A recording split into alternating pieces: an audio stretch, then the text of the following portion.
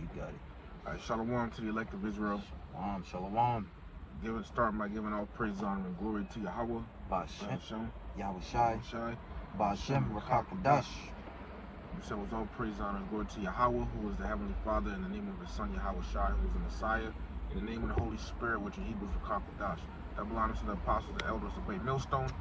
Well, peace, blessings, and salutations to the elect. In this lesson, is we're going to go into the war in heaven, which brothers have done tons of lessons on that, before in the past. But there's still wacky people in this world, so. Yep. Got it. This is Revelation 12:7. And there was war in heaven.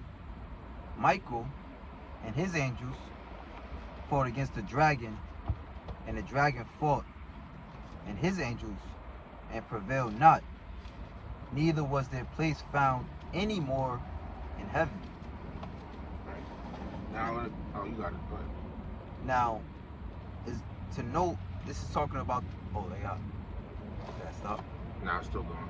All right, bet. To note, this is talking about the last days. Case in point is Michael is ready to come back and fight for Israel in the book of Daniel, the 12th chapter, which is speaking on the last days, as a matter of fact. Let me get it. Yeah, Daniel 12:1. This is the book of Daniel. And by the way, Salakia, because my phone has low battery. If this recording stops, just go to this brother's page, which is GMS Watch and Pray. The rest of it is going to be on there. All right, but this is the book of Daniel 12:1. And at that time shall Michael stand up, the great prince. And by the way, Michael in the Hebrew is Maya Ka'ala, meaning who is like the Most High. It says, the great prince which standeth for the children of thy people. And there shall be a time of trouble such as never was since there was a nation, even to that same time. And at that time thy people shall be delivered, everyone that shall be found written in the book. Right? And we know that the deliverance is going to come at the end. Everybody should know that. You know, that shouldn't take much explanation. So it says, and there was war in heaven, and Michael and his angels, so Michael being an angel of God, as well as the other angels of God, fought against the dragon, and the dragon fought his angels. Now, when you read up, right, it speaks on the dragon, all right, how the dragon was wroth with the woman, and she persecuted the children of Israel. I'm sorry, let me just read it real quick. Salaki. I got it. Right. All right, this is Revelation 12, and verse 6. And a woman fled into the wilderness, where she hath a place prepared of the Most High, that they should feed her there 1,000. Start of verse 4. Yeah. Revelation 12:4. And his tail drew the third part of the stars of heaven. Now the third part of the stars of heaven is Israel, right? You can find out, I want to say in Genesis, the 37th chapter, where Joseph had a dream, and Israel was known as the stars of heaven. And the third part of the stars of heaven, which is the third part of Israel, is Judah, Benjamin, and Levi. Those are the ones that were left in the land, right? In which the dragon, that the brother's going to get into, represents the Roman Empire. The ancient Roman Empire, the water. All right? And it says, you read that last part? It says, and did cast him to the earth, and the dragon stood before the woman, which was ready to be delivered, for to devour her child as soon as it was born. Right? Which goes into Matthew's, the 2nd chapter, where Herod, being under the rulership of the ancient Roman Empire, all right, was pretty much destroying the firstborn of Israel. That's also known as the killing of the innocents. You know, if you look at that term up on Wikipedia, you're gonna find a whole bunch of white babies and whatnot. Quick precept. Yeah, you got it. Matthew 2:13. And when they were departed, behold, the angel of the Lord appeared to Joseph in a dream, saying, Arise and take the young child and his mother, and flee into Egypt, and be thou there until I bring thee word, for Herod will seek the young child to destroy him. That's the dragon standing before the young woman, before the woman ready to devour her child as soon as it was born. And then remember, all throughout the book of Revelation, right? Because you saying, well, how could this be talking about the end if the dragon was talking about the ancient Roman Empire? Because all throughout the book of Revelation, the it speaks on how Rome will fall and then be revived. You know, so Rome will come back in the end as America. So Revelation 12:5, and she brought forth a man-child who was to rule all nations with a rod of iron, and her child was caught up unto Yahweh into his throne. You know, and we just give you a synopsis. You know, for more understanding, you could look up a breakdown of Revelation 12, Revelation 13, Revelation 20. You know, the book of Revelation, which was Brother GMS was GMS Milk. Various GMS pages have the breakdowns. Right. And it says she brought forth a man-child, Yahushai, and she, you know, it can be Mary. You know, she also going to, because talked about a woman clothed with the sun and moon. On her feet had a crown of 12 stars. So the nation of Israel, Yahushai came out of the nation of Israel. He's ours. Okay, he's one of us. And this next part cuts you Christians. It says, who was to rule all nations with a rod of iron. That's telling you what he's going to do when he comes back. He didn't do it when he was here. So that cuts Christians. How does God love everybody? His son is going to rule all nations with a rod of iron. Then it says that her child was caught up unto Yahweh into his throne. Because when Yahushua left, a chariot came and picked him up and took him back up to the spirit world. Acts 1:9-11. Verse 6. And the woman fled into the wilderness, where she hath a place prepared of the Most High, that they should feed her there 1,260 days. The woman is Israel, the wilderness is Africa, a place prepared from God is America, where we came in slavery in 1620, also where we'd all be together, right? Yeah, you know, we fled Roman persecution, and we fled into Africa, a lot of us. You know, the southern kingdom, this is, remember it said the third part of the stars of heaven, Judah, Benjamin, and Levi, so-called Negroes, West Indians, and Haitians. And then from there, we were taken on slave ships and brought to the western part of the world, specifically North America. All right, and 1,260 days, that's 1,260 days, basically 3.5 years. 3.5, which is really 350 years. 1619 or 1620. 1969, 1970. Esau really had his foot on our neck, you know. Now, verse 7. So now it jumps. It's jumping now. Verse 7. Ahead, that was in the past. Let's jump ahead in time, like how it does Revelation 20. So like you for the wrong way. It says, and there was war in heaven. Michael and his angels fought against the dragon, and the dragon fought and his angels. Right. So we established who Michael was, and we also established who the dragon is. So who would be his angels? You can grab Isaiah 34.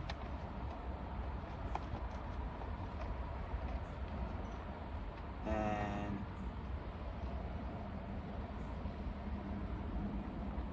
start at the top, read down to 2. Isaiah chapter 34, starting in verse 1. Actually, you can read down to 3. Alright, it says, come near, ye nations, to hear, and hearken, ye people. Let the earth hear, and all that is therein, the world, and all things that come forth of it. For the indignation of Yahweh is upon all nations, and his fury upon all their armies. Right? So, remember that the dragon, being Rome or America today, has armies. You know, again, when you go into the understanding of Rome, who would always surround Rome is the 7 heads, 10 horns, you know, which also had armies, which today's would be NATO and the EU. Yeah, can you get Revelation 8 and 13 real quick, just to further prove about talking about an angel, right? 8 and 13. It says, and I beheld and heard an angel flying through the midst of heaven, saying with a loud voice, woe, woe, woe, to the inhabitants of the earth, by reason of the other voices of the trumpet of the 3 angels which are yet to sound. We know woe, woe, woe is talking about the 3 world wars to take place on the earth. Now, you go to Revelation 9, you read verses 11 and 12. It says, and this is regarding Revelation 9, verses 1 through 11 regards the First World War. All right, a quick background. You got it. And they had a king over them, which is the angel of the bottomless pit, whose name in the Hebrew tongue is Abaddon, but in the Greek tongue his name is Apollyon. One woe is past, and behold, there come 2 woes more hereafter. Right, one woe was past. That what we just read in verse 11 is regarding World War One. I won't say the words right there. Just the word king. In Revelation 9 and 11. Right? Because people normally think an angel is just, when people hear the word angel, they think about, you know, for example, like Michael, Gabriel, Raphael, you know. But angel doesn't always have to be that. All right? Another quick precept while the brother gets that. Okay? Actually, no, you got it. You said which word? King. Oh, okay. It says they had a king over them, right? You got it. It says leader of the people, prince, commander, lord of the land, king. Right. So this king, it also referred to him as an angel, right? And by the way, since it's World War I, it's talking about Kaiser Wilhelm II, who was the emperor over Germany. You see? So, and they refer to him as angel. So an angel can be referred to as a man. So when we read Revelation 12 and 7, it talks about the dragon fought, and his angels is talking about the military, the troops. You know, Yahushua comes back. I got one more for you. Revelation 16 and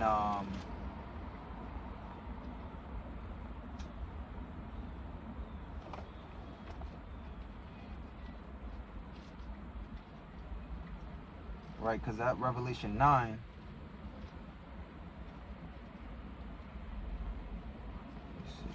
speaks on this 9 and 11, right? Yeah. You know, Christians don't go into stuff like deep, like, cause they just read stuff face value, man. You know, and then they sit back and let the sun hit them and get a good feeling. You know, that's not. You do the Harlem Shake and a fucking hill toe. Word. Yodeling like a pig, man. Church bus. Church band. Church band, man. Right into the abyss. This is because when you jump down to Revelation 9 and 14, saying to the 6th angel, right? Because we just read Revelation 9 and 12 talking about the third woe. Now Revelation 9 and 14 saying to the 6th angel, which had the trumpet, loose the 4 angels which are bound in the great river Euphrates. Now we're going to jump to Revelation 16 and 12. And the 6th angel, mind you, we're still talking about World War III. The 6th angel poured out his vial upon the great river Euphrates, and the water thereof was dried up, that the way of the kings of the east might be prepared. Right? So the kings of the east are prepared during World War III, in which they're going to meet Yahushua. Right? So again, going back to Revelation 12 and 7, Michael and his angel, all right, which Michael is going to be with Yahushua. All right, they're going to fight against Esau and their various armies on the earth. And like the verse said, you know, dragon is America. You know, well, it's like the dragon is the Roman Empire, but Roman Empire is coming back to America. And real quick, so we can hit the precepts, right? Because remember, it said a war in heaven, right? So this is the thing, right? A Christian, if Christian's talking to you about the war in heaven, you ask them which heaven. That's going to stump them. You know, they're going to say, what do you mean? And where God sits at. You say, no. What does the war in heaven mean? Right? Well, wait, no, which heaven? Right? You got, each whole Psalm 104. Gotcha. 10 through 12. Right? And that's what it said, synopsis, right? This chapter says the meditation upon the mighty power, the wonderful providence of the Most High. All right, going to certain of his acts and stuff. You got it. Psalms 104 and 10. He sendeth the springs into the valleys which run among the hills. They give drink to every beast of the field. The wild asses quench their thirst. By them shall the fowls of heaven have their habitation, which sing among the branches. Yeah, the fowls of heaven. The fowls talking about the birds, right? So, but the birds don't fly in outer space. They damn sure don't fly in the spirit world. When the scriptures say, when animals die, they come right back. They don't go to the spirit world. You see? So I say fowls of heaven. You know, I'm gonna read this next one.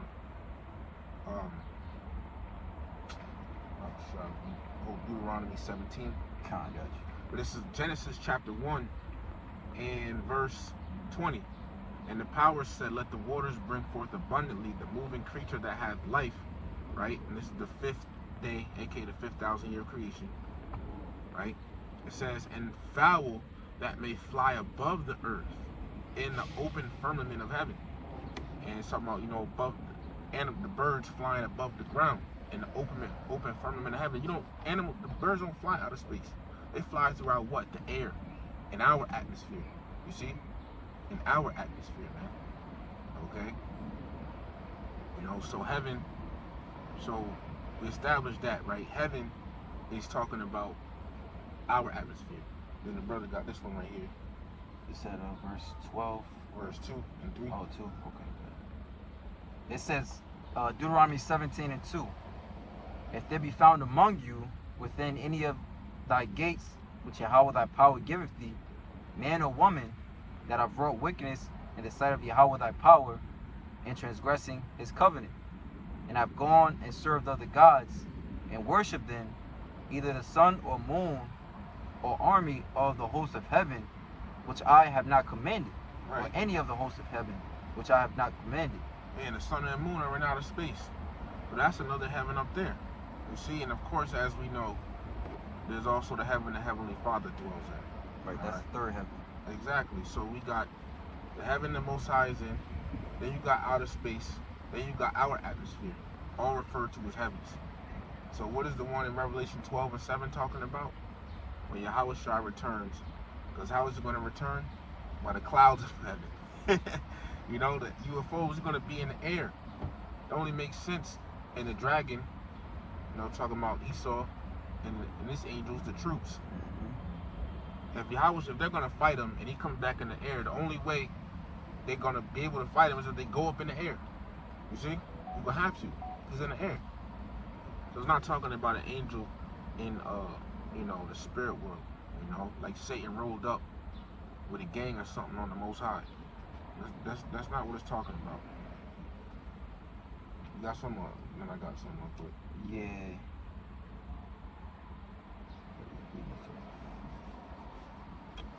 Lock, yeah.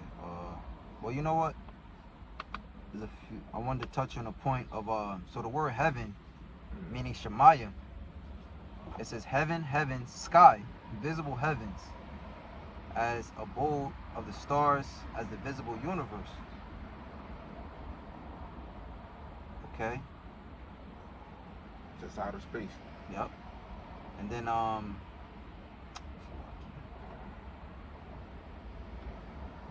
you go into, let me just fact check.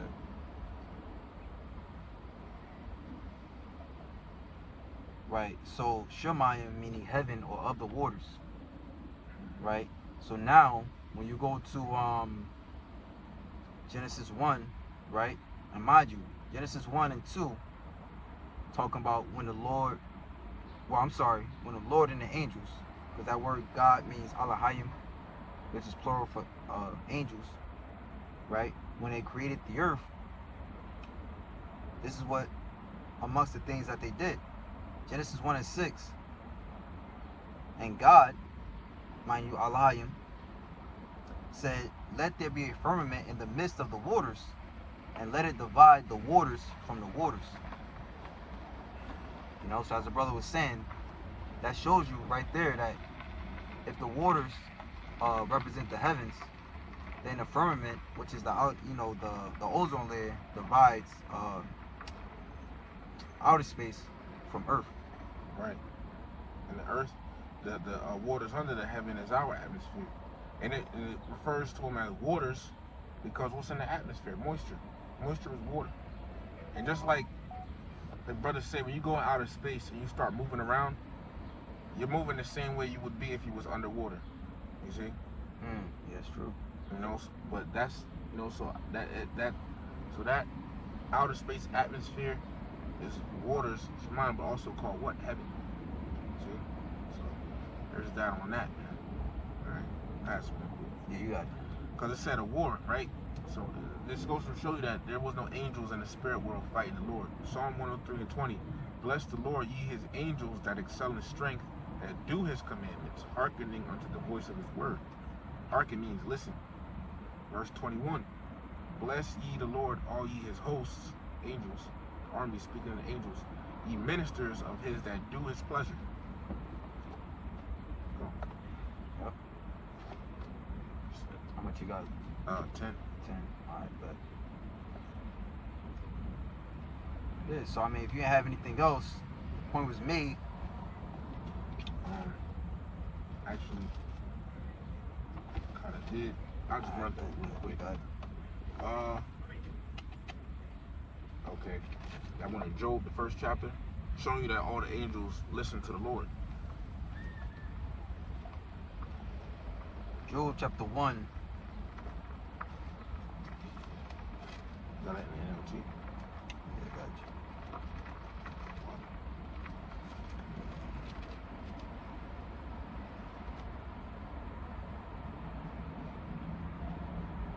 Job's first test. Job chapter 1 verse 6 in the NLT. It says, one day the members of the heavenly court came to present themselves before the Lord, and the accusers of Satan came with them. And the accuser, Satan, came with them. So read it again.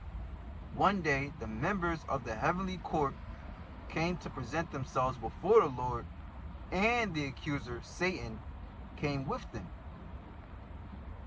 Where have you come from? The Lord asked Satan. Satan answered the Lord, I have been patrolling the earth, watching everything that goes on. The Lord asked Satan, have you noticed my servant Job? He is the finest man in all the earth. He is blameless, a man of complete integrity. He fears God and stays away from evil. Satan replied to the Lord, yes, but Job has good reason to fear God. You have always put a wall of protection around him and his home and his property. You have made him prosper in everything he does. Look how rich he is.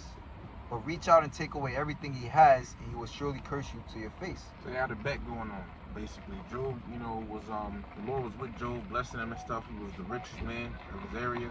He had land, cattle, and all that stuff. They knew they was gonna do that, man. Right next to us, out of everywhere.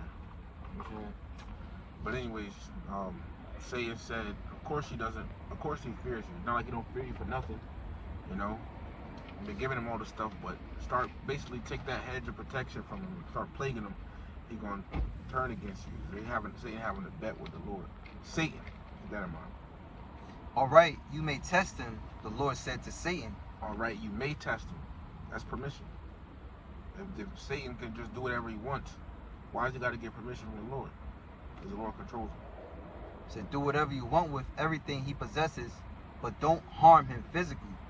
So Satan left the Lord's presence. Yeah. Sure.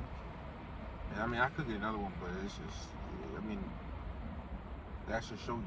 You know, when Satan was tempting Yahushua, he said, all these kingdoms are delivered unto me. Yup. You know?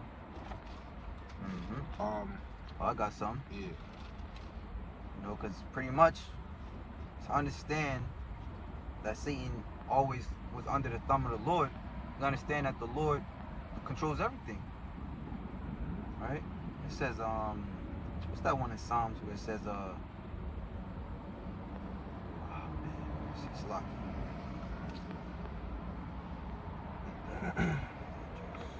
Let me just read. Well, okay. Yeah, I got it.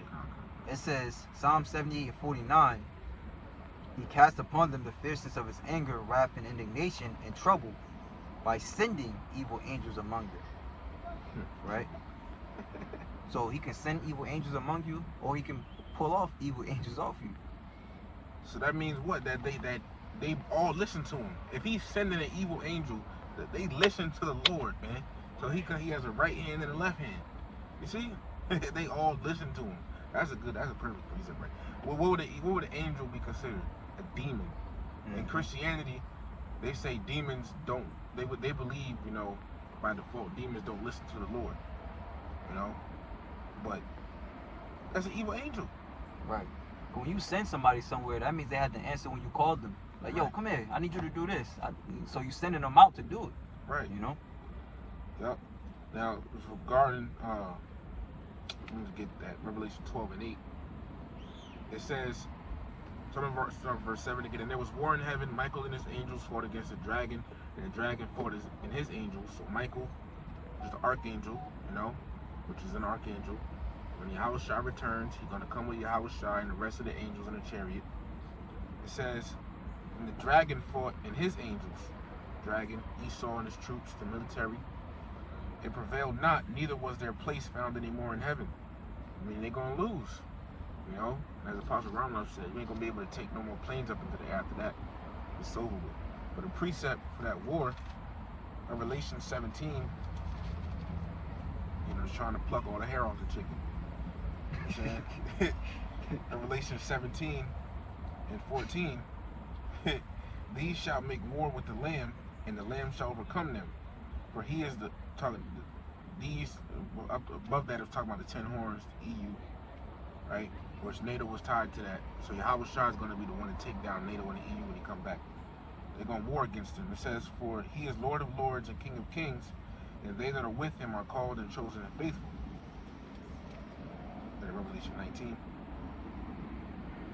and 19.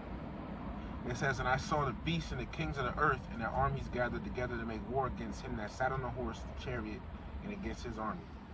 That's and the 2 Ezra 13 goes into that. But that's that war in heaven, man. Yahushua coming back in this world, these armies of this world trying to fight him, but they're gonna lose. That's the war in heaven. It's not that difficult. Yep, and the brother mentioned before we started the lesson, because you might have somebody that say, well, what about the angels that fell from their first estate? But like the Apostle Ramla, he brought it out beautifully. When you go into Psalms 82 and 5, it says, you got it. This is Psalms chapter 82. And that's our job. The script, like Apostle Paul said, casting down all imaginations, and all the strongholds. These things are strongholds. Right. Psalm 82 and 6, I have said, ye are gods, and all of you are children of the Most High. It says, go to verse 7. Verse 7, but ye shall die like men and fall like one of the princes. Right. So, first off, it's good to know who this is talking about. It's talking about the children of the Most High, Israel. But ye shall die, right? So the children of Israel shall die, all right, like men, and fall like one of the princes. Meaning, basically, we're going to go down to a lower state. And when you go into that word fall, it means Nepal. Just like in Genesis, the 6th chapter, where people go, the Nephilims, the root word for that is what? Nepal. So there you go. Jude 1 and 6, and the angels, which we already established, angels don't gotta be a literal angel like Michael or something. And the angels which kept not their first estate, but left their own habitation, he hath reserved in everlasting chains in the darkness unto the judgment of the great day. And everlasting chains is his flesh. And some people would even try to say that's talking about the angels so-called bound in the river Euphrates. Not that. Yep, because when you read 2 Ezra 7, even Ezra came to the conclusion. He said, "O Adam, what hast thou done? Since thou hast sinned, thou hast not fallen alone, but all of us." Pretty much meaning, that this life of sin pretty much took us down. To where the lifespan of man, like when you go into Psalms the 90th chapter, it says that pretty much a man of sin dies at the age of 90. But in righteousness, 90 is nothing, man. Lord willing, that made sense. But, just to bring it all home, the war in heaven is talking about so-called white men, all right, the rulers of this world fighting against the Heavenly Father. That's all it's talking about. L, that second Esdras 13 and number 5. Con. Yeah, I got y'all read it. It says, second Esdras 13. And by the way, one of the former presidents said this in a different way. You know, and against Salakia if I'm speaking too fast. This is really a synopsis. You know, it's a lot. You know, we throwing at you brothers, you new brothers. But, you know, also you got to study for yourself. So this is second Ezra chapter 13 verse 5. And after this I beheld, and lo, there was gathered together a multitude of men out of the number from the four winds of the heaven to subdue the man that came out of the sea. Alright, and we know the sea, we just went into it, is the skies. Alright, which separates the firmament from the firmament. It says, right, because sea is water.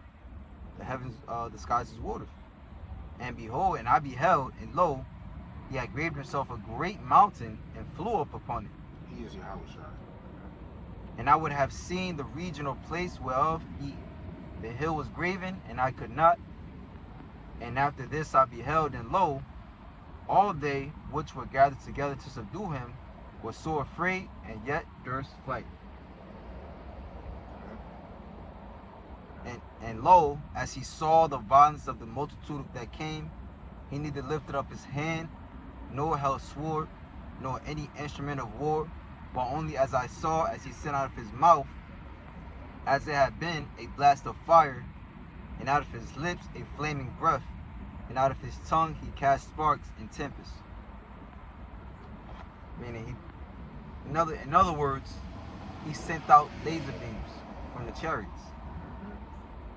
And they were all mixed together, the blast of fire, the flaming breath, the great tempest, and fell with violence upon the multitude which was prepared to fight, again, the dragon and his angels, and burned them up every one, so that upon a sudden of the innumerable multitude nothing was to be perceived but only dust and smell of smoke. When I saw this, I was afraid. What happened is, you see how it's going to end.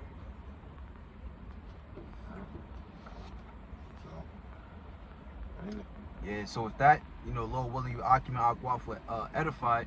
I want to give all praise, honor, and glory to Yahweh, Ba'ashem, Yahushai, Ba'ashem, Akakwadash, for allowing us to do another lesson. Double honors to the elder apostles and the elder bishops of Great Millstone for being faithful witnesses to the Holy Spirit. Salutations to the elect. Shalom.